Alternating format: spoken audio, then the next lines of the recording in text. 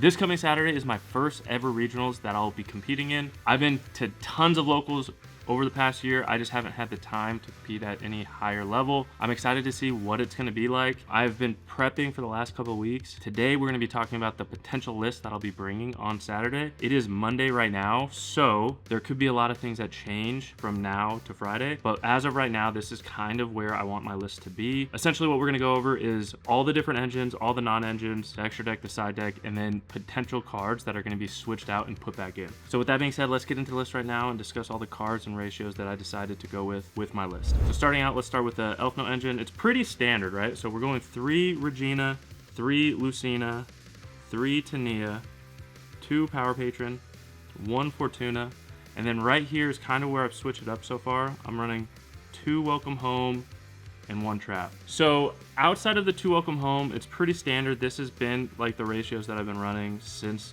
the beginning of like playing this deck. The reason why I've liked running 2 Welcome Homes recently has been the follow-up game, right? So turn 3, when they like destroy all the back row and then like break the board but then pass it back, I like Tania being live still and allowing me to summon another monster a different way, right? So having a second Welcome Home going first is really nice. I typically side it out, and I don't even side it back in going first like game 3, but this typically is going to be the engine that is ran game 1, and then in game 2 and 3, the Elfnote Welcome Home will be at 1. So it's just a card to side out, but I do like it going first, so that's why I put that in. Yeah, overall, this is the engine that I'm going to be running this week, seeing if I like it. I've definitely been running the second Welcome Home and really liking it, so it might stick, but it might not, but we will see. But this is essentially the Elfnote part of the deck that will be in my list. Now, the second engine is the branded engine, and it's kind of a small engine, but it's really powerful.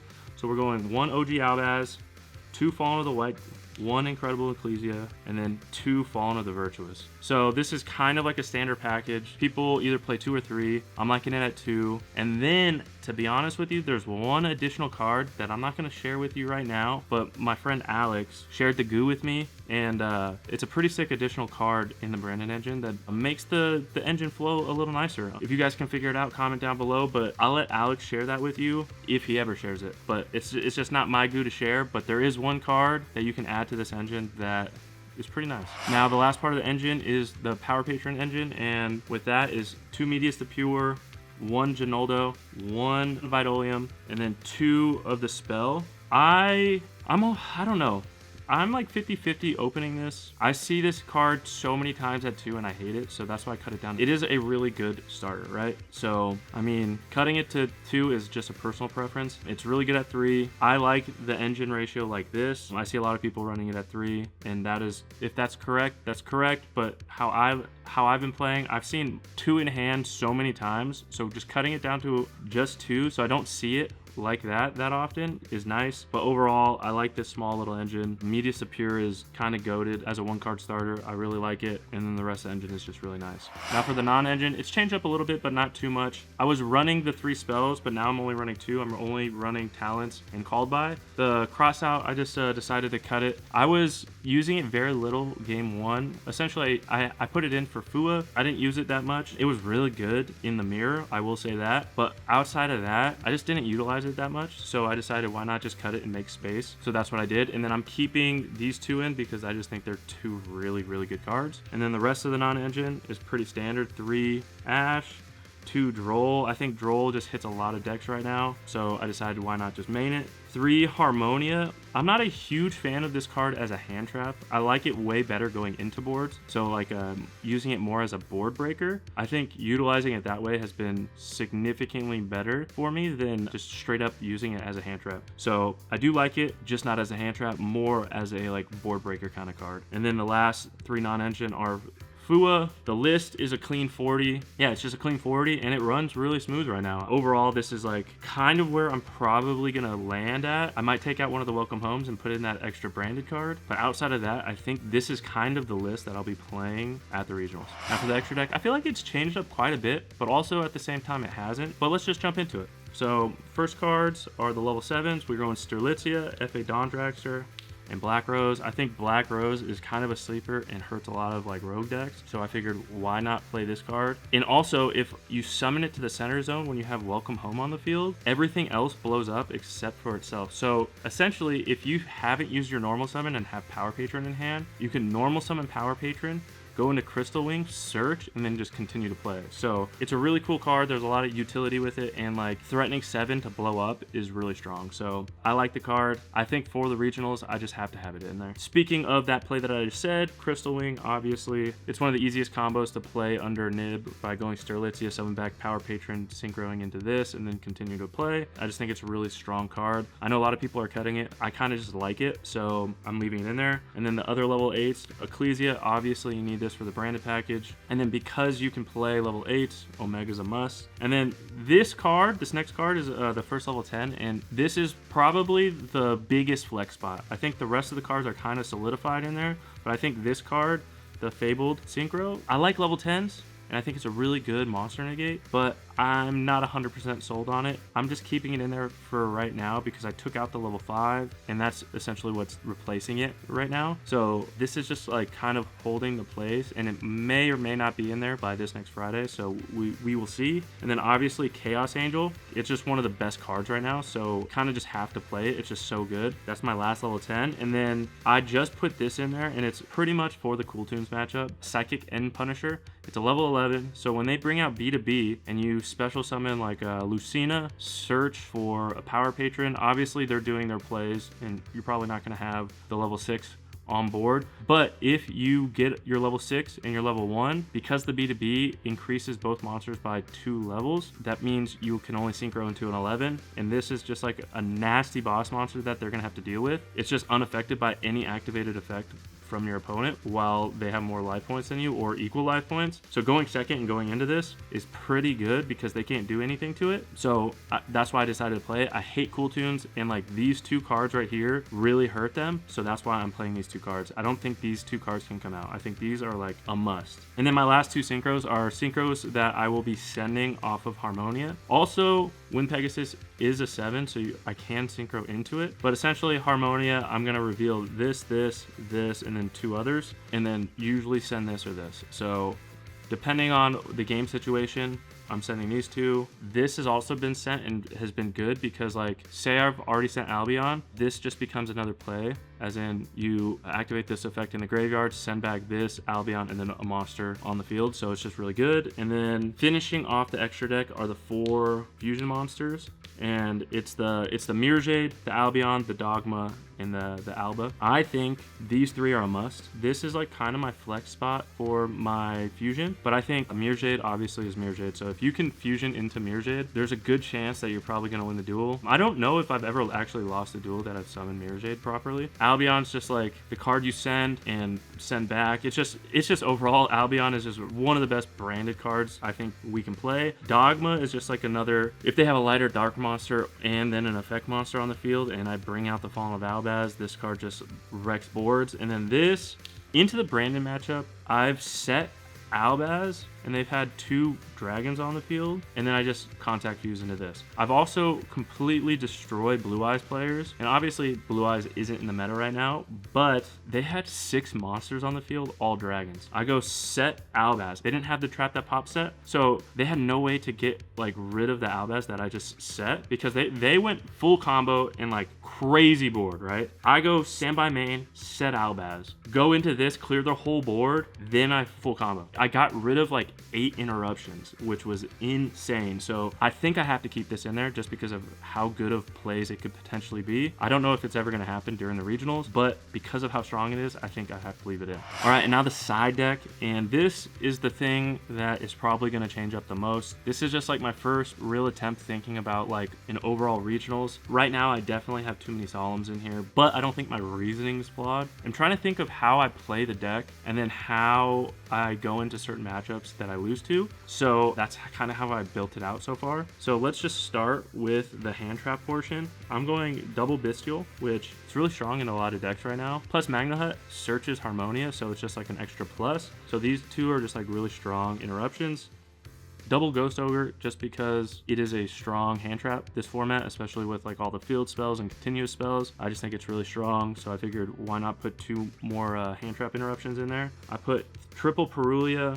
I think Perulia hurts Cool Tunes a lot with their 3 normal summons, and then a lot of other decks as well. So I figured this is pretty much like an easy hand trap lineup. I could have some other stuff in there, and we'll talk about the other hand traps that I'm thinking of, but I think I've landed on these for now. Also, going second cards. The additional going second cards are Feather Duster. I put this in randomly last week for the first time in months, and it just was so good. Like, I saw this so much and it just did work, so I figured I had to keep it in. It's just such a good card. And then with that being said, I figured Lightning Storm would be really good as well. It does potentially contradict with like the Bestials and Harmonia plays, but if I'm playing with those cards as more of like going into boards and like board breakers, using these as the first interaction is really strong. And then I can break the board with Harmonia and just continue to play, right? So I figured if Duster felt so good, I feel like Lightning Storm would feel just as good, so I decided let's go 1 and 2 because I just like this ratio, and I've always like played these 3 cards like this together. I guess I could run a third one of these, but I think 1 and 2 is just fine. And then the last 5 cards are the Solemn cards like I talked about, and essentially my thoughts are I'm going to side in, or I'm going to side out going first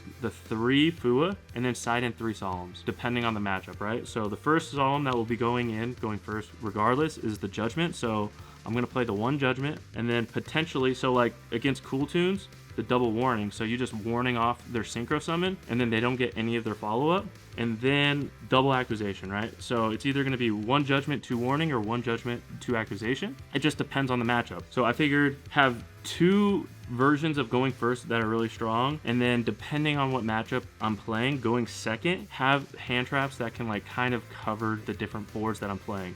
This is kind of just where I landed at as of right now. I really think this is probably going to switch up, but so far in the last 2 weeks, this has been my favorite side deck that I've built. So we'll see. I'm not 100% on it, but I do like it. I'm still learning a lot about side decking and like having a lot of conversations with homies that are significantly better than me at the game. But I feel like my thought process on side decking with this stuff is pretty good. And I don't think it's flawed. I just think I could have a few more conversations to make this a little bit better. You know what I mean? So as of right now, this is where it's sticking. This is where it's going to be for my next locals, which I think will be Tuesday because of work this week. If not, I might not be able to get to a locals this week, and hopefully I can do some testing with some friends. Outside of that, we'll see. If I can't do testing with friends in person, I'll be playing a lot online just to like get the reps in and make sure I'm prepped for Saturday. So this is my side deck. Now let's get into the cards that I think that could potentially make their way back into the deck.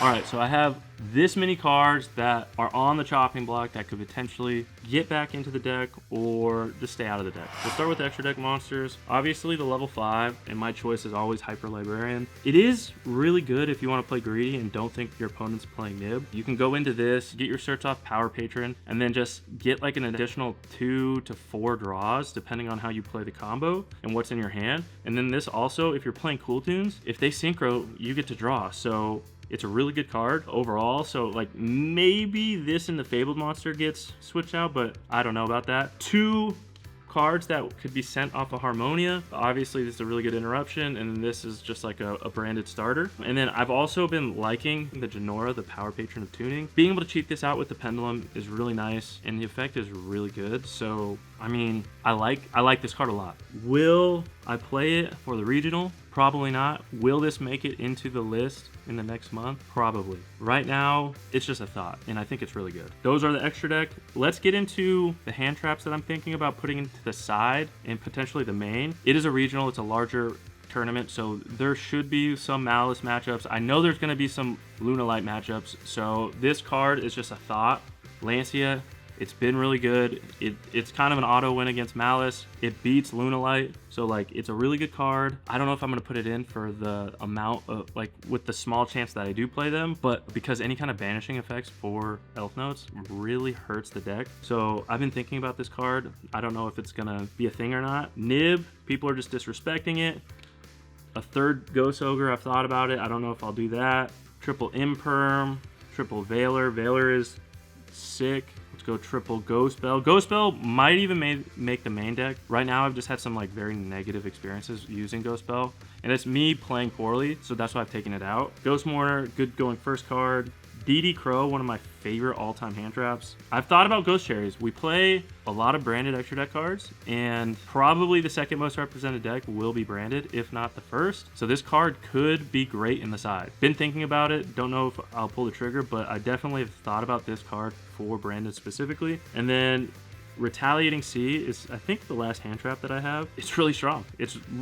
If branded opens with branded fusion, this kind of hurts them a lot. If Cool Tunes opens with their synchro spell, this kind of auto wins against them. I've won a lot of Master Duel games playing Retaliating Sea against Cool Tunes. Now, I've thought about Lava Golems because you don't necessarily need your normal summon in this deck because you can just get Regina and then send and get Power Patron out that way. So if we're playing against Lunalight, Lava Golem hurts them. I guess we do have an out because Chaos Angel, the Light and Dark Chaos Angel doesn't die. It's not necessarily an out, but it's definitely a way to stall them out. And then, oh, actually, Crystal Wings are an out for Luna. You literally summon that to the center monster zone. It's a monster Omni Negate, but its effect is essentially you can just attack over it. You just attack into it, get its attack, and then it beats it. So as long as you have Welcome Home on the field and centered Crystal Wing to the center zone, we do have an out for Liger. So maybe not this card. I've been thinking Super Poly and one of these three, but our list is pretty tight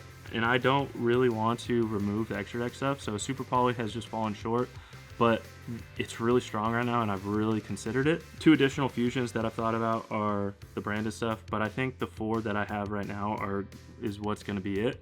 Away from the hand traps, two additional, I guess not starters, but engine, the third Terminus, and then the third, the Fallen Virtuous. I don't think these are going to make their way back in, but they're here potentially. This next one, the Metaverse and the 3 Secret Village. The Metaverse probably not going to make its way in, but the 3 Secret Village might, because Secret Village kind of just beats a lot of decks. Like, it beats Sky Striker, it'll beat RB, like, it beats so many decks that rely on spells. So this is highly on the list. So the three biggest cards we see here that should potentially make it are going to be Secret Village, Retaliating Sea, and Ghost Bell. And then also, I guess, a third Accusation, but I don't think I'm ever going to put the third one in, even like the third Warning. I think I have the third Warning here. Yeah, third Warning.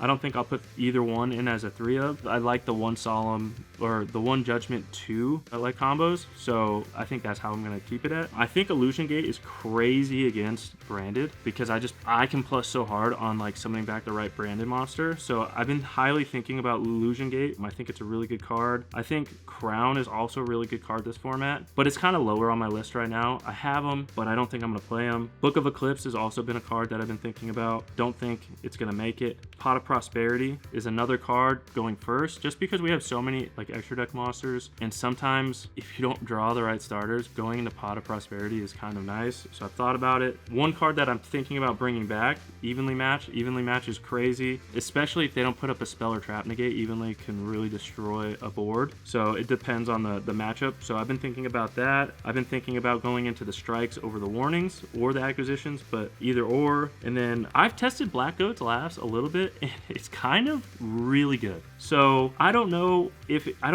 this is the right format for it, but it is really good against certain matchups, and I really like it. So we might see it, but probably not. Same with Anti-Spell. It's pretty good going first. All we need really, because we also set the Fall of the Virtuous, we don't really use it. So like if we place Welcome Home, we place the trap, we set Fall of the Virtuous and set this, we're pretty set. And like this protects our trap. It protects cards that they want to be able to pop, because they're gonna have to pop this before and to be able to play, you know what I mean? So like I've highly thought about this card. I don't know if I'm gonna do it, but it's definitely up there. And then the last two cards, the third Lightning Storm, I'm thinking it's staying at 2, and then obviously the card that I cut, the Crossout Designator, it might make its way back in, but I don't think so. But overall, I think this is the potential of what can get into the deck. The cards that are the highest priority right now are probably Ghost Bell, Retaliating Sea, Secret Village, Illusion Gate, Anti-Spell, and Evenly Match. Those are probably the highest, and then out of the hand traps, if I'm gonna continue to go, probably Ghost Cherries or Valor. I think everything else probably won't make the cut unless I have some conversations with a few friends. But I think I just need to like sit down with this a little bit more and just play a little bit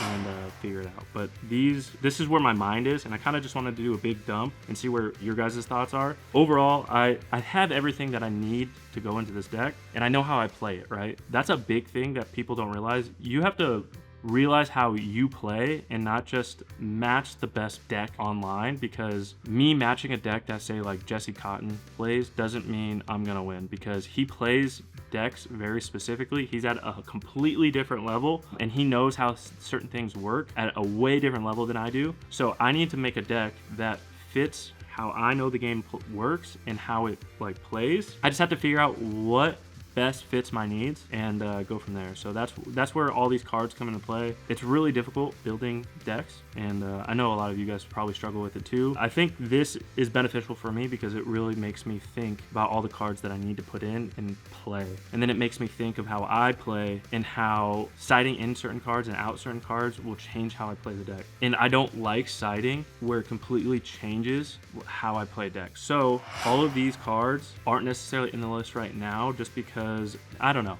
I'm just, at this point, I'm kind of rambling. I'm thinking a lot of what's good into the meta, what could potentially be there. There's going to be probably a few hundred people, maybe more. It is Los Angeles, so it could be a lot of people. Realize there's a lot of good decks right now, so I got to figure out everything that can go into my deck that can just play through everyone else's deck, and then hopefully I get lucky and win a lot of dice rolls. I think if I win a lot of dice rolls and go first, I think I have a really good chance at like doing really well. I've been able to win some games going second. It's just, obviously it's the non-engine that you start with and how you like go into boards and how like you can stop with like a Fua or an Ash. Like Fu is kind of goated in this format, and I don't know, I just have a lot of thoughts. If you guys have any thoughts with the cards that I've shared, let me know. I'm just trying to figure out my full list by Friday. So comment any thoughts you have, anything that you think can make my list better. Obviously I try to explain my reasonings behind everything that's in the list right now, and then all the cards that I've shared at the end. If you think any cards that I didn't share can make the deck better, just let me know, because I'm really open to anything, especially if it's just like something that can help me go into a few different boards, you know what I mean? So let me know. I'm gonna end the video here. I feel like I'm just rambling now. I hope you guys got something out of this, and I hope we have a good dialogue in the comments, because I really want to figure out my list by Friday. So just let me know, comment down below. I hope you guys had a good day. Hope you guys have a good week, and I'll see you in the next video. Peace.